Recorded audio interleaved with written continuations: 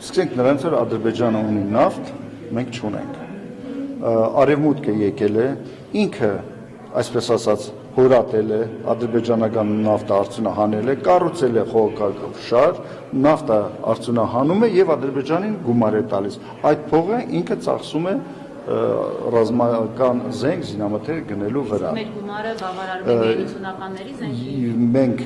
ասեմ ձեզ, որ մենք ունենք եւ 80-ական թվականների զենք, եւ 90-ականների եւ 2000 թվականների զենք։ Խնդիրն այն է, եթե երեք ուշադրեք, մեր պաշտպանության նախարարը ասեց հետեւյալ մտքերը, որ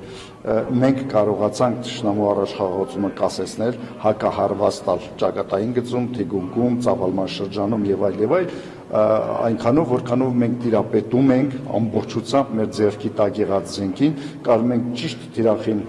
կրակային հարված իրականացնել եւ դա նշանակում է, որ մենք այն գումարը, որ ուղղում ենք ռազմական ոլորտ, օգտագործվել է արդյունավետ։ Ահա այս 4 օրվա իրադարձությունները ռազմական գործողությունը ցույց տվեցին շատ խնդիրներ, որ մինչև այժմ, ասենք 20 տարի դրա մասին չեն խոսում կամ չէր երևում։ Դա նշանակում է յուրաքանչյուր լումա օգտագործվել է նպատակին։ Դա նշանակում է, որ մեր զինվորները, մեր սպաները տիրապետում են այդ զենքին եւ կարող են 100%-անոց օգտագործել այդ զենքը։ Ադրբեջանը ունի շատ ավելի կատարյալ, ավելի շատ թանկ զենքեր, հա, բայց նրանք չկարողացան դա օգտագործել։ Դե մի օր կկարողանան դա։ Դե մի օր էլ, տեսեք, հուսադրող չէ։ Չէ, իհարկե հուսադրող չէ, բայց համաձայն եք, որ մեր հնարավորությունների սահմաններում մենք ձեռք ենք բերել զենքեր եւ շարունակում ենք ձեռք բերել զենքեր, որը նաեւ կատարյալ են, որը նաեւ արդյունավետ են եւ կարող են խոցել ավելին, քան իրենք են անում։ Ձեր այդ ասածին հակադրում են հետեւյալ միտքը, որ դուք նշում եք, որ ունեք